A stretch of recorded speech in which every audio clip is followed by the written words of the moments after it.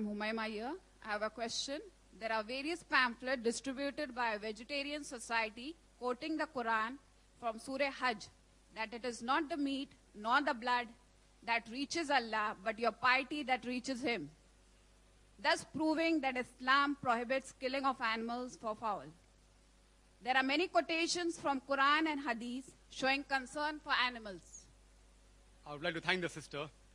She has asked a very fundamental question, that there are certain pamphlets distributed by organizations proving from the Quran and Hadith that non-veg food a Muslim should not have, it is prohibited. And this was the initiation of this debate. I didn't touch on it because, they told me to keep out of religion. But since it's a question I'm compelled to answer.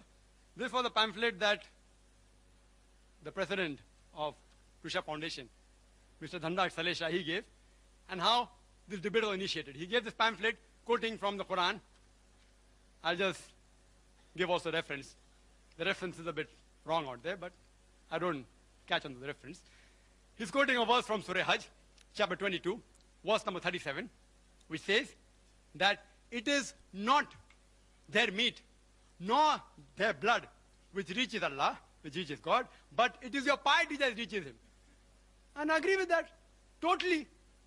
It's indicating that Islam is not like certain other religions, which believe that Almighty God requires blood and meat to survive.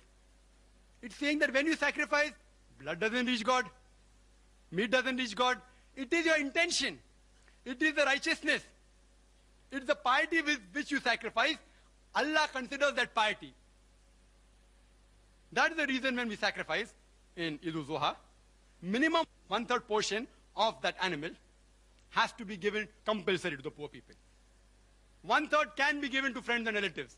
And maximum 1/3 you can keep for personal use. There is no part kept for Almighty God. Because Quran says in Surah An-Am chapter 6, verse 14, that He feedeth everyone, but does not require to be fed. Allah Almighty God feeds everyone, He doesn't require to be fed. This verse is clear that when you sacrifice, Allah sees your intention, He doesn't require blood and meat of the animal. There's one more quotation. There are various, it will take me 1 hour to reply to all. I'll just pick up the second quotation of Quran, the two Quranic quotation. It says in Surah Baqarah chapter 2, verse number 205, that when they turn away, they create mischief through the land by destroying crops and cattle. Allah loves not those who make mischief. After giving this quotation, below it's mentioned that therefore you should not have non-veg. Their interpretation. The Arabic word used is nasal, which some have translated as cattle. It actually means progeny.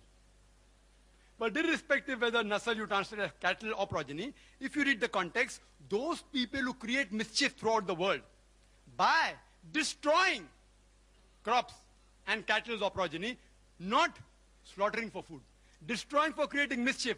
Allah does not like those who make mischief. So if you kill any animal, even the plant if you kill, for making mischief, Allah doesn't like. If you say this verse refers to not having for food, that means you should not even have the crops. If I agree with you, this verse refers not to have cattle. Even crops is there. It is a very wrong way of argument. They don't do self-analysis. Crop is also mentioned there. If they say by this verse, non-veg is prohibited, even veg is prohibited. It is not. Neither non-veg is prohibited, neither veg is prohibited. Certain foods which Allah has prohibited is mentioned in the Quran. The others Allah says in Surah Baqarah chapter 2 verse 168, eat of the good food we have provided for you. Regarding animal concern. Yes, there are various hadith. If you read Sahih Bukhari, volume number 3, hadith number 551, and Sahih Bukhari, volume number 8, hadith number 38, it speaks about a man who gave water to a thirsty dog. And Prophet said, he'll be rewarded. So people asked, do you even have reward for giving water to a thirsty dog? The Prophet said, yes. For every kind act you do to the animal, you will be rewarded. Imagine in the days of ignorance, Yawm al-Jahiliyyah, 1400 years ago, where human beings were treated like animals, our beloved Prophet Muhammad Sallallahu Alaihi Wasallam spoke about animal rights.